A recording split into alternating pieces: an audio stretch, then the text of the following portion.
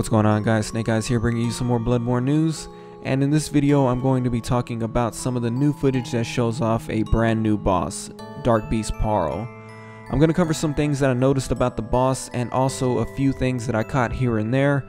But getting right into it, the boss as a whole looks pretty fucking cool, and to me it looks like a cross between the cleric beast and the giant skeleton dogs that were in Dark Souls, with a lightning elemental aura surrounding it.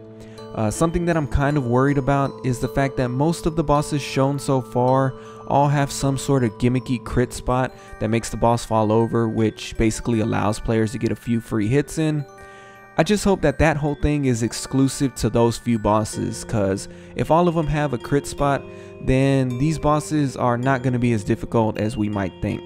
I've also been reading comments, and a lot of people seem to be worried about the camera angles for these big bosses, and to be completely honest, while I do think there is a problem, I thought this was a problem back when Demon Souls first came out.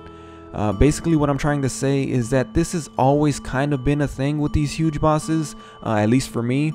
So while I'll acknowledge and agree that this should be something that needs to be fixed, I also think that most of us should have been used to this by now, or at the very least knew that this was going to be a thing. One pretty minor thing that I noticed is that the character's insight goes up by 1 as soon as he enters the boss room. I don't remember if they did that in Dark Souls 1 since I haven't played that game in a while, but I thought it was something pretty small that was still worth pointing out. Another thing to note, and it's pretty interesting, is the blood stain that the player walks over. And the reason I say it's pretty interesting is because up until this point it was shown that if you died, your character's blood echoes will go into the thing that killed you, and glowing eyes would be the indicator to let you know exactly who that enemy was the next time you make your way through there. Well, it's now shown that this isn't the case for bosses, and if you die, instead of your blood echoes going into the boss, they'll more than likely be placed at the spot where you died. I'm kind of in the middle on how I feel about this, but I hope the general opinion would be positive about this little detail.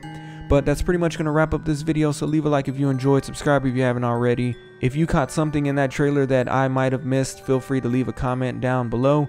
But other than that, that's pretty much going to wrap up this video, so thank you for watching, and until next time, take care.